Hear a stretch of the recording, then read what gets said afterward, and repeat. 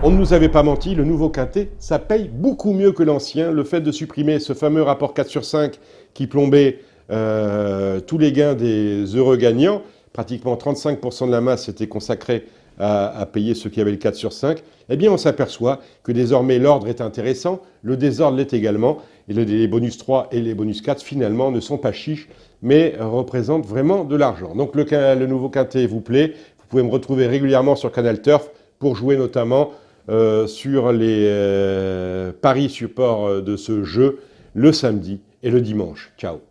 Bonjour à tous, très joli quintet qui nous est proposé ce dimanche, c'est le prix de Cornulier, le championnat du monde, rien de moins, au trop monté. Au départ, ils sont 15 avec le lauréat de l'an passé qui devrait de nouveau s'illustrer. Il s'agit du numéro 15, Traders. Traders, vous le connaissez, l'entraînement de Philippe Allaire, la monte de Johan Le Bourgeois.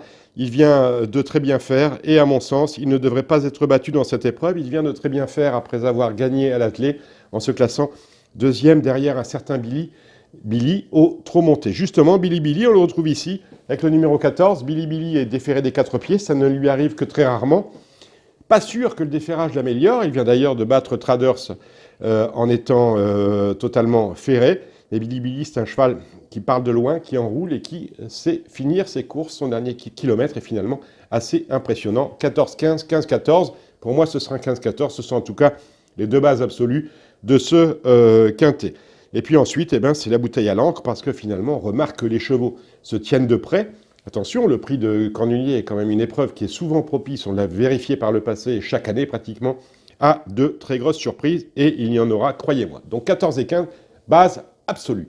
On va descendre maintenant les 13 concurrents de ce prix de Cornulier, couru, vous le savez, sur 2700 mètres grande piste, le même parcours que le Grand Prix d'Amérique, avec Dryade du Parc, une jument qu'entraîne Pierrick Le Cellier, une jument qui est extrêmement régulière, qui a montré sa qualité, qui est déférée ici des 4 pieds et qui est capable de prendre une part active à l'arrivée.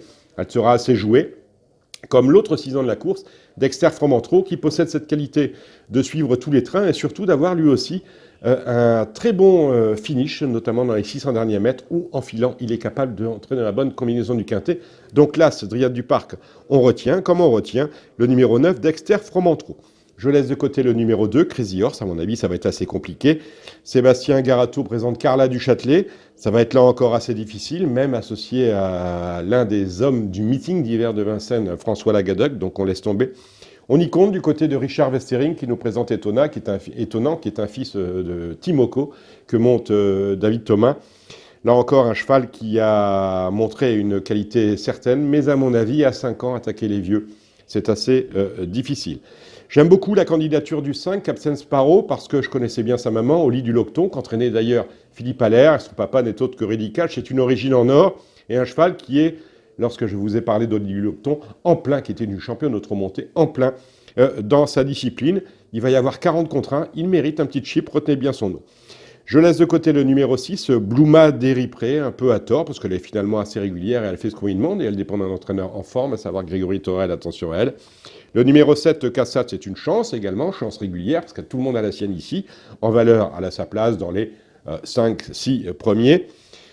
Cathy Aquira, le numéro 7, vient de me décevoir, le numéro 8, pardon, vient de me décevoir en dernier lieu, je la laisse de côté. J'ai un regret de laisser de côté le numéro 10, Canadien Dame. Canadien Dame, c'est un cheval qui est issu lui aussi de Ready Cash, comme Traders. Et Canadien Dame, ça fait longtemps qu'on ne l'a pas vu faire de belles choses. On note qu'à mon sens, pour aborder ce Cornulier, il risque d'être rapidement à court de conditions. Il faut savoir que la particularité de Canadien Dame, c'est de n'être qu'un cheval de trop monté. Il n'a aucune performance au trot attelé, ce qui est assez rare. Mais en tout cas, c'est pas ce qu'on lui demande ici. Le numéro 11, Eladora de Forgan, c'est un cas un peu particulier. Parce que si vous regardez son palmarès, lorsqu'elle est groupe 2, groupe 3, ça se passe mal. En revanche, dès qu'il y a un groupe 1, eh bien elle est là. C'est un groupe 1, mais il y a les vieux. Même réflexion donc que pour Étonnant. Mais en tout cas, on mettra Eladora de Forgan devant Étonnant. Le numéro 12, Alpha Saltor, a désormais l'âge de ses artères. Ça va être à mon avis un peu difficile, mais sa dernière course est bonne. C'est un cheval qui lui aussi va finir dans le sillage de Traders, comme Dexter Fromentreau, comme Billy, mais qui n'a sans doute pas le finish de Dexter et de Billy. Autrement dit, on l'envisagera vraiment en fin de combinaison. Quant à Briac d'Arc, c'est l'inconnu de l'épreuve. Pour lui, c'est son entourage envisageait une participation dans le Grand Prix d'Amérique. ça n'a pas suffi, il n'a pas réussi à se qualifier. Et Briac d'Arc, ma foi, eh bien, a bien débuté au trot monté. Mais comme je le dis régulièrement, au trot monté, lorsqu'un cheval d'âge débute, la première course est toujours bonne, la deuxième ne vérifie pas toujours les aptitudes montrées lors de début. On souhaite pas ça à Briac d'Arc parce que ce sera l'un des chevaux en vue, il va y avoir 9-10 contre 1. Mais en tout cas, à mon sens, en qualité, il est très loin derrière le 14 Billy Billy et le 15 Traders, qui sont mes deux grands favoris, base absolue de votre quintet de dimanche. On se retrouve la semaine prochaine. Un petit mot pour vous remercier de tous les soutiens que vous nous avez apportés la semaine dernière pour les fameuses battles de Vincennes, que nous avons eu le plaisir de gagner devant Zone Turf, devant Paris Turf, devant RTL, devant Equidia et devant le Parisien. Encore une fois, un grand merci à vous. On se retrouve la semaine prochaine.